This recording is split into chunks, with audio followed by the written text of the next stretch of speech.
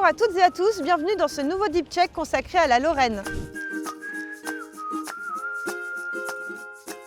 Démarrons ce Deep Check en nous connectant avec Jérôme Sterpenich, vice-président des partenariats et de l'innovation à l'Université de Lorraine. Le pôle universitaire d'innovation de l'Université de Lorraine s'appelle Polaris. Jérôme, quelles sont les ambitions qui se cachent derrière ce nom? Vous savez que c'est l'étoile qui guide les navigateurs, les voyageurs, et qui leur donne le cap pour arriver à bon port. Pour nous, Polaris, c'est clairement le but de guider les usagers. Alors les usagers, c'est les personnels de l'université, c'est les étudiants, c'est les doctorants, mais c'est aussi tous les acteurs du monde socio-économique et en premier lieu les entreprises. C'est pourquoi en fait les acteurs du site académique lorrain, donc l'Université de Lorraine, le CNRS, l'INSERM, l'INRIA, l'INRAE, le CHRU, la SAT Science, l'incubateur lorrain et la filiale de l'Université de Lorraine Propulse se sont associés au sein de notre pôle universitaire d'innovation qui s'appelle Polaris.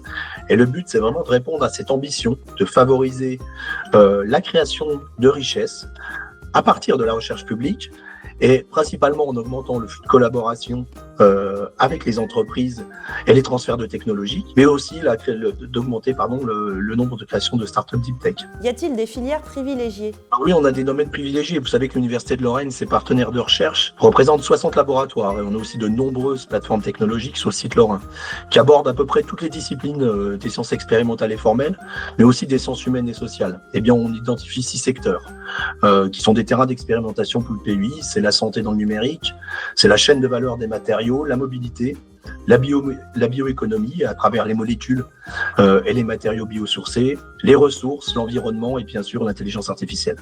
Quelles sont les actions concrètes de Polaris pour le développement des startups deep tech? 3 actions prioritaires dans le PUI pour la création de startups deep tech. La première, c'est une action de sensibilisation et de formation, principalement des personnels, des étudiants et des doctorants, sur l'activité contractuelle, sur la propriété intellectuelle, sur l'entrepreneuriat. On peut citer une action phare, par exemple la mise en place d'un escape game, valorisation entrepreneuriat, qui est plutôt ciblée sur les doctorants. La seconde, c'est une action de détection de technologies de rupture qui vise vraiment à améliorer notre capacité à détecter des résultats de recherche qui sont porteurs de technologies d'innovation et qui doivent être valorisés. La dernière, c'est la création de Deep Tech, amont-aval, coaching et mentoring des porteurs de projets et fonds d'innovation. Comme son nom l'indique, c'est vraiment l'intérêt de soutenir en expertise et en moyens financiers des projets de création de start-up Deep Tech en proposant 2 actions principales. D'une part, la création d'un catalogue interactif d'experts locaux et nationaux du soutien à la création d'entreprises innovantes et enfin la création d'un fonds d'innovation mécénale de soutien à l'entrepreneuriat. Merci Jérôme. Pour ce premier check, nous allons parler mobilité avec Jean-Philippe Mongeau. Bonjour Jean-Philippe. Bonjour Hélène. Vous êtes président cofondateur d'Urban Loop, une solution de transport à faible impact écologique. Expliquez-nous ce qui différencie votre solution des solutions déjà existantes. Urban Loop est un système de transport autonome, c'est-à-dire qu'il n'y a pas de chauffeur, qui est homologué, qui roule à plus de 50 km/h, qui est en site propre et qui permet aux gens de ne pas attendre puisque dans la station il y a toujours une file de 4 ou 5 véhicules. L'utilisateur monte dans le premier, il met sa destination, il part et il arrive directement à destination sans arrêt, sans attente et sans correspondance. Et comment est née cette idée? Alors elle est née dans des écoles d'ingénieurs où on leur avait demandé d'impacter un maximum sur l'environnement. Donc ils ont choisi de travailler sur le transport et l'idée c'est de minimiser la quantité de matière et la quantité d'énergie à installer et à déployer pour transporter des gens. Donc on est arrivé sur la conclusion qu'il fallait plein de petits véhicules pour minimiser l'attente et des véhicules légers qui n'utilisent pas de batterie pour avoir un poids plus faible et une meilleure consommation. Donc on est arrivé sur le concept d'Urban Loop. Alors, où en est le développement de la société? Est-ce qu'il y a déjà des capsules Urban Loop en fonction?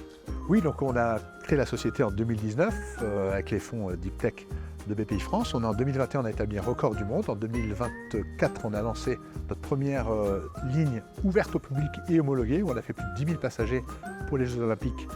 C'est plus que les navettes autonomes dans le monde. Et aujourd'hui, on a plus de 15 millions d'euros de commandes et on se développe à l'international.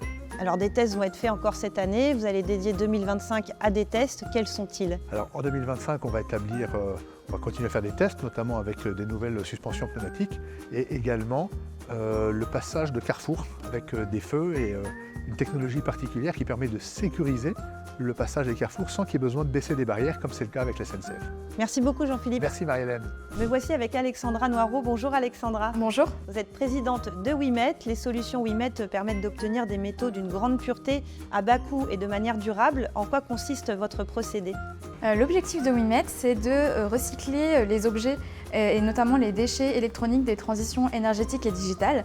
Et donc pour cela, on développe des procédés hydrométallurgiques qui permettent d'extraire, de récupérer et de purifier les métaux critiques contenus dans ces objets.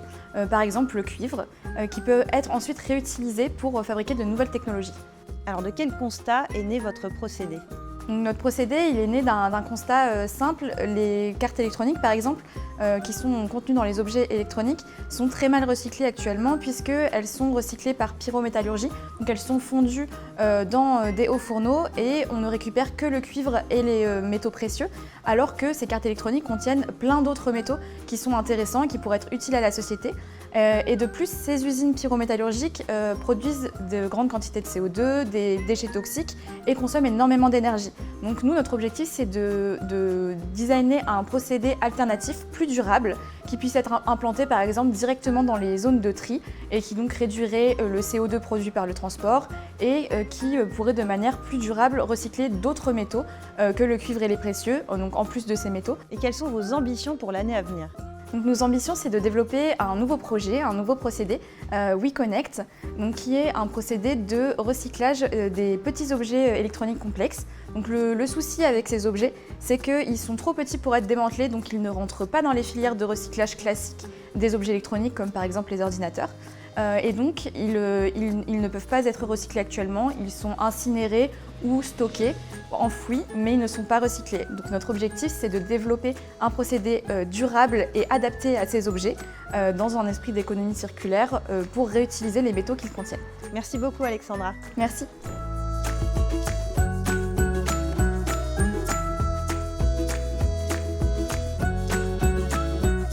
C'est la fin de ce Deep Check consacré à la Lorraine. On vous dit à très bientôt.